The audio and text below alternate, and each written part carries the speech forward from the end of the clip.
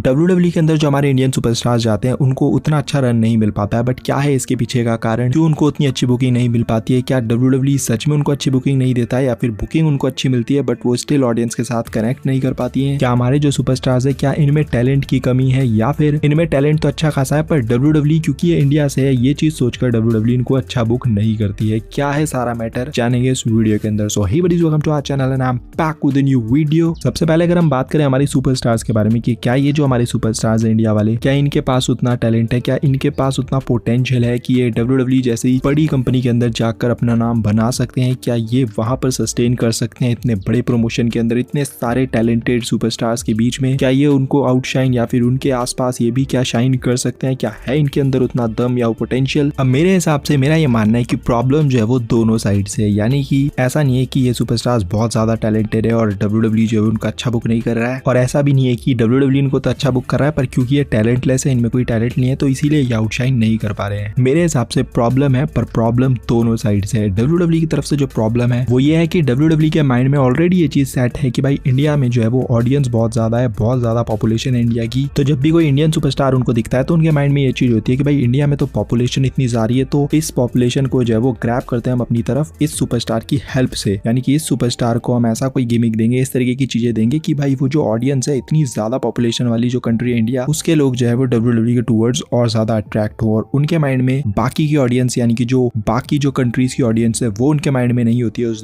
दौरान सिर्फ वो ये कंसीडर करते हैं कि भाई हमें इंडिया की जो ऑडियंस है उनको अट्रैक्ट करना है टूवर्ड्स आवर शो। अब यहाँ पर गलती क्या होती है, उनके माइंड में ये चीज है कि भाई इंडिया जो है वो बहुत धार्मिक कंट्री है, बहुत ज्यादा रिलीजन को फॉलो किया जाता है, बहुत ज्यादा ट्रेडिशन वगैरह को फॉलो किया जाता है। तो वो क्या करते हैं कि जो सुपरस्टार्स है इनको इसी तरीके का गिमिक देते हैं। वो इनको थोड़ा सा धार्मिक टाइप गिमिक दे दिया, कोई ट्रेडिशनल टाइप गिमिक दे दिया। उनके माइंड में ये चीज होती है कि जब हम इनको इसी तरीके का गिमिक देंगे ट्रेडिशन वगैरह वाला, तो जो इंडिया की ऑडियंस है वो और ज्यादा ग्रैब होगी इस शो को देखने के लिए, वो और ज्यादा अट्रैक्ट होगी, उनको बहुत मजा आएगा ये गिमिक देखकर, धार्मिक टाइप या ट्रेडिशनल टाइप गिमिक देखकर उनको बहुत मजा आने वाला, और वो जो है वो शोज की तरफ भाई टूट पड़ेंगे। और इसीलिए आपने देखा होगा कि वो जितने भी WWE के सुपरस्टार्स आते हैं वो उनको इसी तरीके का दिखाती है। इवन जिंदर माल का जो WWE चैंपियनशिप रेन भी था, वहां पर भी वो वो सेलिब्रेशन वगैरह बिल्कुल पंजाबी टाइप में कर रहे हैं, और भी चीजें कर रहे हैं सेलिब्रेशन के साथ साथ जो पूरा ट्रेडिशन वगैरह वो इंडिया का दिखा रहे हैं पूरा। मतलब वो कोशिश कर रहे हैं कि इंडिया की जो ऑडियंस है वो शोज के टूवर्ड्स जो है वो अट्रैक्ट हो। इसके अलावा हिंदू शेयर वगैरह आपने देखे, वो पूरा धोती वगैरह वो सारा पहनकर आता है, टिक्का विक्का लगाकर, तो वो भी पूरा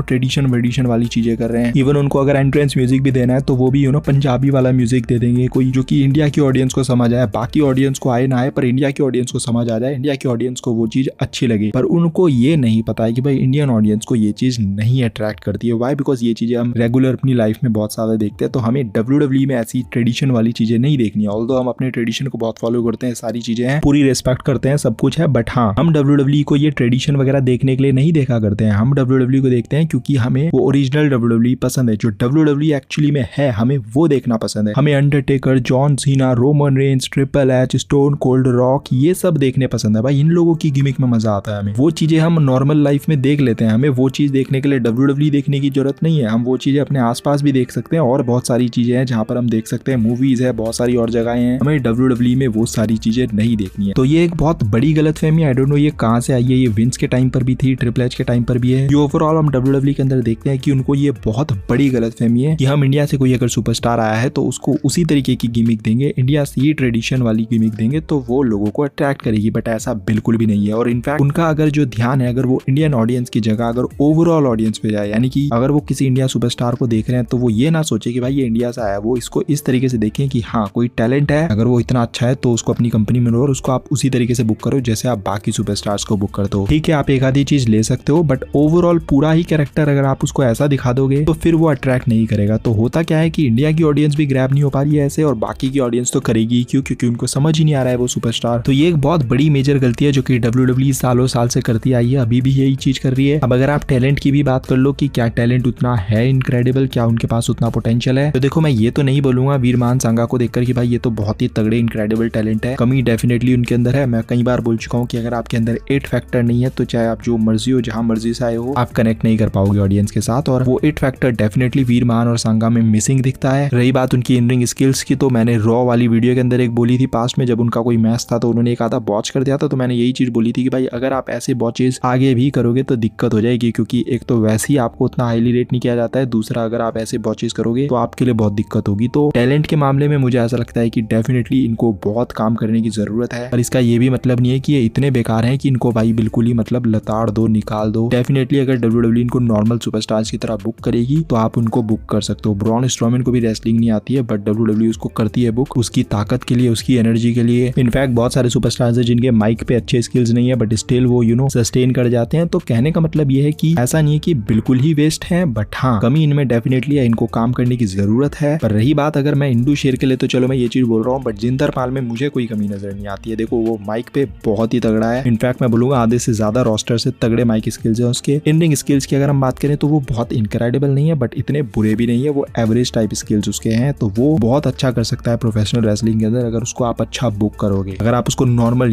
ड्रू मैकिंटायर की तरह दो ना उसको बुकिंग, नॉर्मल बुकिंग दो, क्यों आपको उसको इंडियन दिखाना है या इस तरीके से दिखाना है। इंडियन ऑडियंस को पता चल जाएगा कि इंडिया से है ये सुपरस्टार, उसको आपको बताने की जरूरत नहीं है भाई। इंडियंस वैसे भी अलग ही दिखेंगे आप में, तो उनको पता चल जाएगा कि हमारे इंडिया से है। तो उसको आप नॉर्मल बुकिंग दो, जैसे आप मैकिंटायर को देते हो, जैसे आप रोमन रेंज को देते हो, जैसे आप डोमिनिक मिस्टीरियो को दे रहे हो, जैसे आप शीमस को दे रहे हो। इन सब सुपरस्टार्स को आप नॉर्मल बुकिंग देते हो ना बाकी सुपरस्टार्स की तरह, तो फिर भाई आपको जिंदर माल को भी नॉर्मल बुकिंग अगर आप दोगे तो डेफिनेटली वो कनेक्ट कर पाएगा ऑडियंस के साथ। और अगर आप उसको भीड़ से हटके वाली बुकिंग दोगे कि भाई ये तो इंडिया से आ रखा है, ये तो इंडिया ही वाली चीजें करेगा, तो फिर वो दिक्कत वाली बात है। एंटी अमेरिकन दिखाने की हर बार जरूरत नहीं है। बेबी फेस आप कैरेक्टर दे सकते हो, कई बार नॉर्मल गिमिक दे सकते हो। सेथ रॉलिंस की गिमिक है, आप कोई हटके कुछ अलग, ऐसा तो नहीं है कि भाई सेथ रॉलिंस कुछ अलग ही कर रहा हो। नॉर्मल गिमिक है तो नॉर्मल गिमिक आप दे सकते हो सुपरस्टार्स को। अगर वो अच्छा होगा तो वो उसमें काम करेगा, अगर अच्छा नहीं होगा तो फिर वो नहीं वर्क करेगा। बाकी आई होप ये जो सुपरस्टार्स है ये बाकी के प्रमोशंस में जाए, वहां पर ये इस चीज की रिक्वेस्ट करें कि इनको उस तरीके से बुक ना करें कि ये इंडिया से आए हैं, इनको नॉर्मल सुपरस्टार्स की तरह लें। इनको इस तरीके से लें कि they are just another superstars. इनको इस तरीके से लें, ये ना लें कि भाई they are just another superstar from India. तो ये इंडिया वाली चीज हटा के अगर इनको नॉर्मल सुपरस्टार्स की तरह बुक करें, हाँ एक आधी चीज आप ले सकते हो गिमिक के अंदर, ट्रेडिशन की फॉलो कर सकते हो, बट एक आधी चीज, ऐसा नहीं पूरा गिमिक ही पूरा इंडिया वाला कर दिया। तो वो चीजें अगर करेंगे तो ये डेफिनेटली, अगर इनमें पोटेंशियल होगा तो ये शाइन करेंगे और वापस WWE के अंदर आएंगे। सेम गोज फॉर जिंदर महल, जिसमें पोटेंशियल भाई कूट के भरा है, बस उसको अच्छा बुक करने की जरूरत है। इनफैक्ट अब जिंदर महल को तो जो अमेरिकन की ऑडियंस है वो भी उसको थोड़ा पसंद करने लग गई है। इनफैक्ट उसको काफी सपोर्ट वो दिखा रहे हैं। काफी लोग मैंने देखा जो ट्विटर वगैरह पर भी जिंदर महल के लिए बोल रहे हैं कि भाई इस बंदे में टैलेंट था, निकलना नहीं चाहिए था ये कंपनी से, इसमें थी वो बात, वो इट फैक्टर था उसके अंदर, वो हील बहुत अच्छा प्ले कर सकता है, अच्छे प्रोमो स्किल्स हैं उसके। तो वो कनेक्ट होना स्टार्ट हो ही रहा था ऑडियंस के साथ कि आपने उसको निकाल दिया। अच्छे प्रोमोज अगर उसके पास थे तो आप रेगुलर उसको यूज करते, भले ही ऑडियंस उसको बू करती बट स्टिल वो कनेक्ट कर जाता ऑडियंस के साथ और वो चीज उसके लिए भी हेल्पफुल होती। आप जो इंडिया की ऑडियंस को ग्रैब करना चाहते हो भाई वो भी आप इजीली कर पाते, ये सारी ट्रेडिशनल वाली चीजों को ना करे बिना भी। तो ये मेरे थॉट्स है इस पर्टिकुलर टॉपिक को लेकर। आपकी क्या थॉट्स है नीचे कमेंट सेक्शन में बता सकते हो। बाकी वीडियो अगर आपको थोड़ी भी पसंद आएगी तो don't forget to like, comment and smash the subscribe button. मिलता है अगली वीडियो के अंदर। Till then love you all and do not give up, just keep fighting.